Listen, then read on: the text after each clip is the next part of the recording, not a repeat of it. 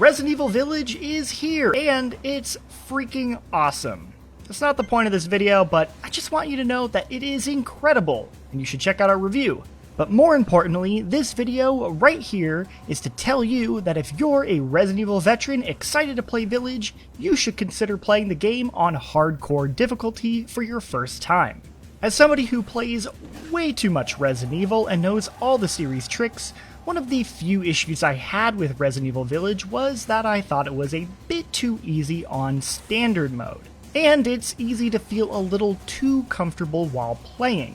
For me, the ideal Resident Evil experience is one where you are constantly riding the line of having just barely enough ammo and health to survive. Learning to play smarter on a higher difficulty rewards you with some extra breathing room, but it just takes a few bad mistakes for resources to dwindle and to put you into some serious danger. This to me is the secret sauce of Resident Evil's survival horror, and my favorite games in the franchise nail that dynamic. My first time playing Village on standard, however, I rarely found myself in this sweet spot of tension. Ammo was never really a problem, and as a result, I barely touched the game's crafting system simply because I never needed to. It wasn't until the final fourth of the game that things ramped up and ammo scarcity and health became more serious. As a result, I only died a handful of times, most of which were a factor of the game's environment or timing-based challenges, not combat. The game has all of the pieces in place to make a harrowing survival experience work, but the balance just isn't quite right, and I don't think that standard demanded I take full advantage of its mechanics as much as I would like. This isn't necessarily an indictment of the standard mode, it's not bad by any means.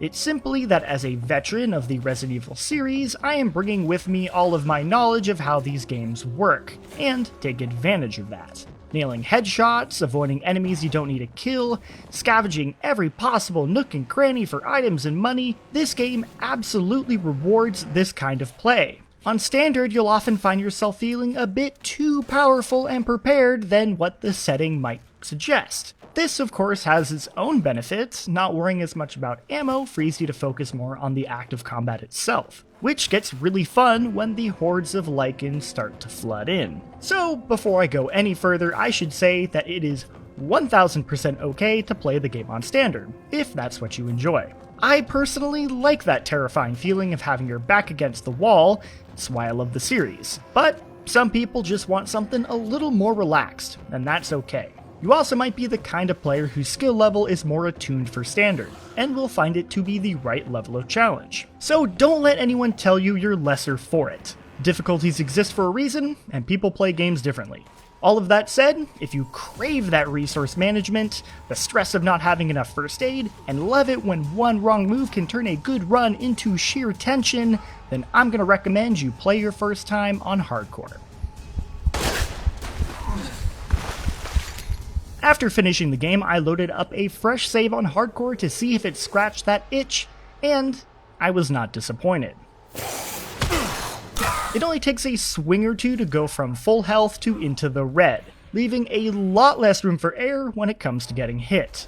Playing it safe, learning the right time to dodge, and running a hallway back to give yourself distance becomes mandatory, even with weaker foes. It's not that it's hard, it's that it asks you to put your all into each and every fight and always be alert. Something that I never quite felt on standard, since damage from enemy hits were more lax. I also found myself engaging with the block more often, something I rarely touched on standard because I never felt in enough danger that I needed to rely on it.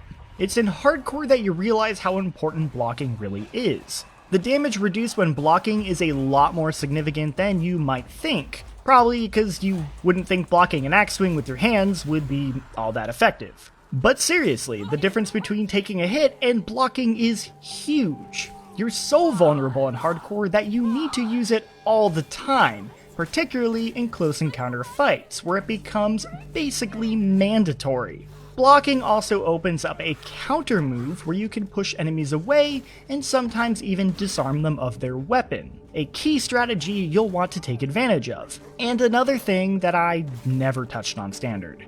Finally, there is ammo and crafting. The amount of ammo and crafting materials gained remains the same as standard, but with enemies taking more bullets to dispatch, the balance feels much more aligned with what I was looking for. You always have just barely enough ammo to make it through an encounter, sometimes with only a few bullets remaining, and the sudden stress of needing to find more before the next thing jumps at you from around a corner. Yet it doesn't swing in the other direction of being unfair. There was only one moment where I completely ran out of ammo, and it's because I was being careless and wasting them on enemies in an optional area I was backtracking to and probably should have just dodged around them.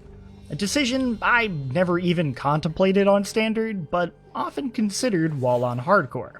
On hardcore, you truly appreciate how well done item placement and resource balance is, and when it's not bullets, it's crafting materials, which, you guessed it, I actually needed to use this time. Having to make the tough choice to craft a few more shotgun shells but lose material needed for a first aid is something that added a strategic layer to the hardcore experience. Despite only taking a break for a few days between playthroughs, hardcore felt very fresh. The game demanded that I engage with all of its systems and played smart. It took what I already thought was a pretty fantastic survival horror experience and elevated it to one of the best survival horror experiences I've ever had.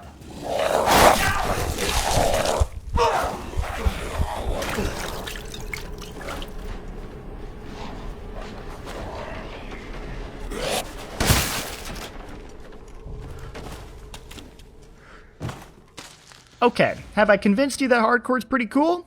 Awesome. Well, I'm thrilled. But I should warn you about one thing.